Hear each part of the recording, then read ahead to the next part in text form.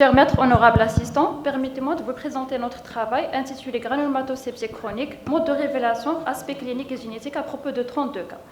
Donc, tout d'abord, on va commencer par une introduction. La granulomatosepsie chronique est un déficit immunitaire primaire génétique rare, dont l'incidence est de 1 sur 250 000 individus. Elle est due à un défaut du métabolisme oxydatif des phagocytes, dû à des délétions ou des mutations des gènes qui codent pour les sous-unités du complexe NADPH oxydase des phagocytes et se caractérise par des infections bactériennes ou fongiques sévères et récidivantes. L'objectif de notre travail est exposer les données concernant les circonstances de découverte, les manifestations cliniques, la distribution génétique ainsi que la prise en charge. Sur ce, on a mené une étude rétrospective sur une durée de 12 ans, allant de 2007 à 2019, chez des patients colligés à l'unité d'immunologie clinique du service de pédiatrie 1 à l'hôpital d'enfants Brahim Harouchi à Casablanca, dont la confirmation du diagnostic a été faite soit par le MBT ou le DHR test. Donc, dans notre série, on a eu 32 cas issus de 28 familles non apparentées, dont 27 garçons et 5 filles. La consanguinité a été présente chez 13 patients, soit 40% des cas. On a noté 4 cas de cas similaires dans la même famille. L'âge moyen du diagnostic était de 4 ans, avec des extrêmes allant de 34 jours à 13 ans. L'âge moyen du début du signe clinique était de 1 an et demi, avec des extrêmes allant de 12 jours à 10 ans.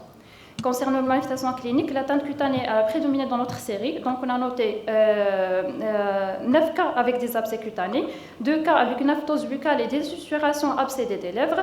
Un abcès périanal et fistule anale ont été notés chez 2 cas, 6 cas de BCG et 1 cas d'omphalite, comme ce que montre la figure 1 qui montre des abcès cutanés multiples, la figure 2 qui montre des susurrations abcédées des lèvres, la figure 3 qui montre un BCG localisé.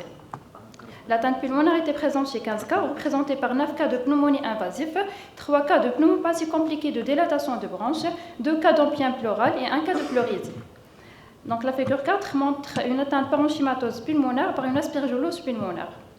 L'atteinte ganglionnaire vient en troisième lieu, donc on a eu 13 cas, donc dont 10 cas d'adénopathie, 2 cas d'adénopathie fistulisée et 1 cas d'adénite suppurée.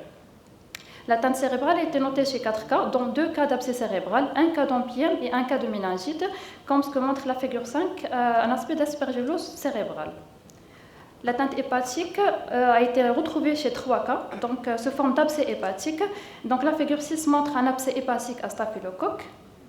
La figure 8 montre un abcès hédatique aspergillaire étendu, donc arrivant jusqu'à la région lombaire, comme ce que montre la figure 7. L'atteinte ostéoarticulaire était présente chez 7 cas. Donc, la figure 7 montre une ostéite de la tête fémorale droite à aspergillus, comme ce que montre une nécrose totale de la tête fémorale droite. La figure 8 montre une ostéite costale compliquant une aspergillose pulmonaire, donc comme ce qu'on regarde sur la figure 9. Donc, c'est une dédème thoracique montrant des foyers de condensation parenchymateux avec une lyse costale en regard et une infiltration des parties molles.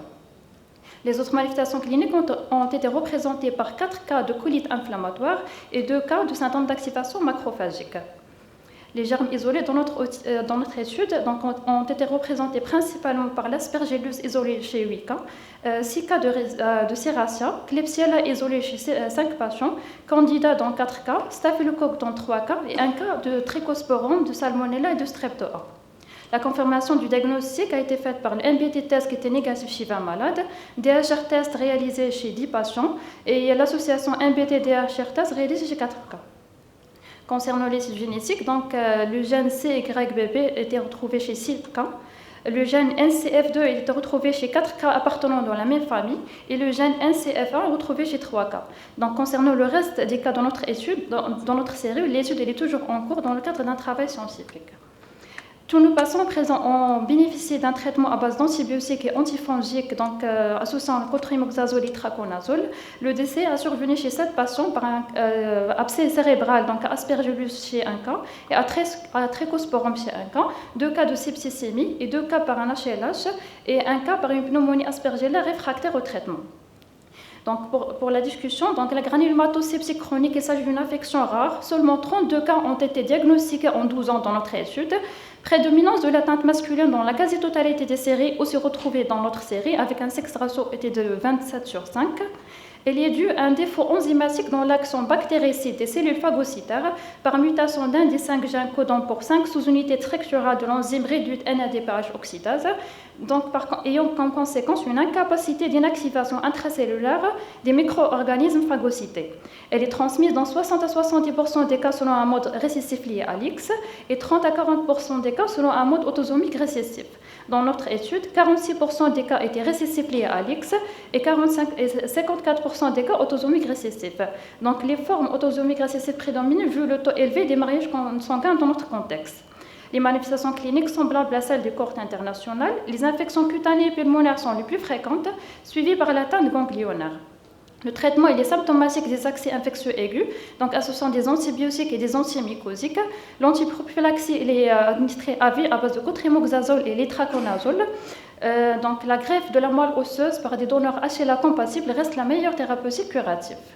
Pour conclure, le calcul de l'incidence réelle et de la prévalence de la granulomatose septique chronique au Maroc reste difficile. Le nombre réduit des cas dus à un sous-diagnostic des cas de granulomatose septique chronique qui reflète un manque de sensibilisation des médecins.